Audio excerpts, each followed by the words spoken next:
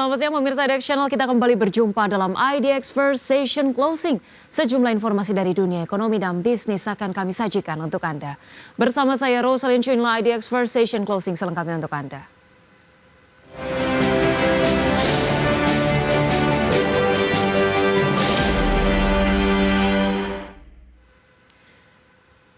Kita awali dengan informasi pertama pemirsa. Menteri Dalam Negeri Tito Karnavian mengusulkan pembentukan undang-undang tentang badan usaha milik daerah. Tito menyoroti sejumlah persoalan mendasari pentingnya pembentukan RUU BUMD. Salah satunya adalah lemahnya tata kelola dan pengawasan. Seperti lebih dari 1.000 BUMD, sekitar 300 mengalami kerugian.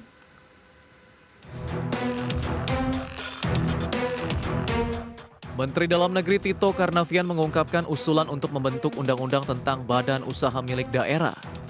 Tito menyampaikan jika payung hukum yang ada saat belum kuat untuk mendukung fungsi pembinaan dan pengawasan BUMD oleh Kemendagri. Tito juga menyoroti sejumlah persoalan mendasari pentingnya pembentukan RUU BUMD. Salah satunya adalah lemahnya tata kelola dan pengawasan. Dari 1.091 BUMD yang ada, sekitar 300 mengalami kerugian dengan total kerugian mencapai 5,5 triliun rupiah. Menurutnya total aset BUMD yang tercatat sebesar 1.240 triliun, sementara laba bersihnya hanya 24,1 triliun rupiah. Lanjut, kami memohon kiranya kepada Komisi DPR RI dapat mendukung dibentuknya undang-undang tentang BUMD agar lebih tegas untuk pengaturan mengenai masalah pengelolaan BUMD atas inisiatif pemerintah. Draftnya akan kami siapkan. Kemudian yang kedua, dimohon kepada Komisi DPR RI diharapkan dapat mendukung percepatan pembentukan lembaga pembina BUMD setingkat eselon 1 di bawah menteri yang membidangi urusan pemerintahan dalam negeri. Di sisi lain, belum ada aturan jelas yang mengatur peran Mendagri dalam seleksi hingga pemberhentian Dewan Pengawas, Komisaris, dan Direksi BUMD.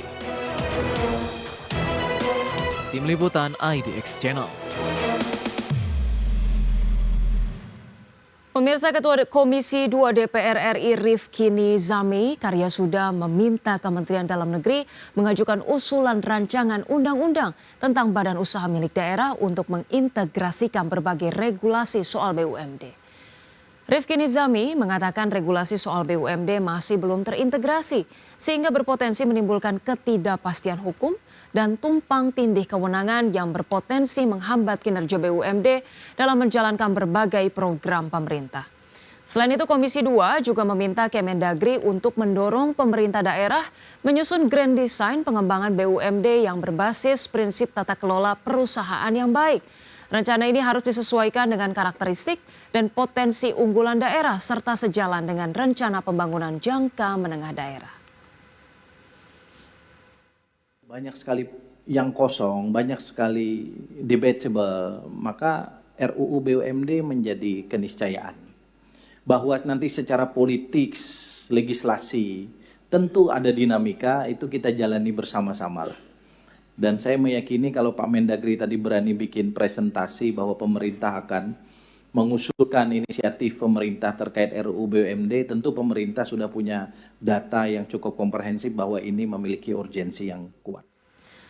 Pemirsa, pemerintah Provinsi DKI Jakarta terus mendorong peningkatan peran BUMD dalam pengembangan bisnis yang bersinggungan dengan komunitas masyarakat. Wakil Gubernur DKI Jakarta mengungkapkan salah satu model kerjasama seperti yang dilakukan Bank Jakarta dengan Persija diharapkan dapat mendorong pengembangan bisnis yang mampu mengakomodir kebutuhan pecinta olahraga ke depannya.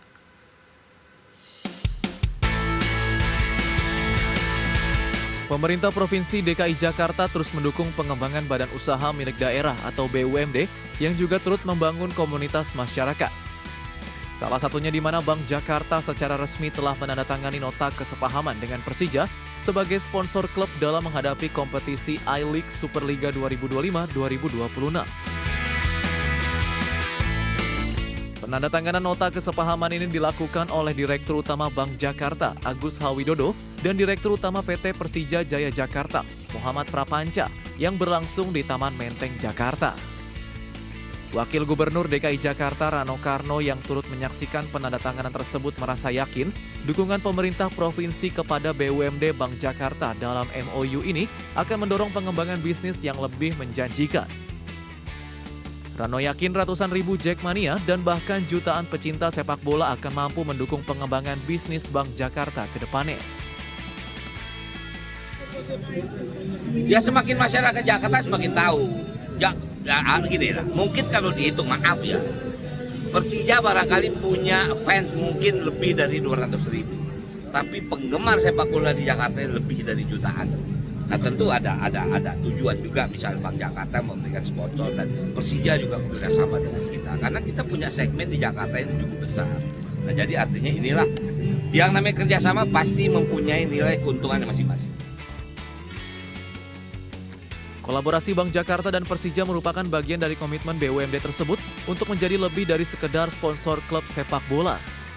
Bank Jakarta juga memastikan kesiapannya dalam mendukung ekosistem Persija secara menyeluruh, termasuk penyediaan sistem pembayaran di toko resmi Persija, hingga digitalisasi layanan melalui platform Persija Akses yang diharapkan mampu mendorong literasi keuangan ke pecinta sepak bola. Jakarta, Raharjo Patmo, IDX Channel.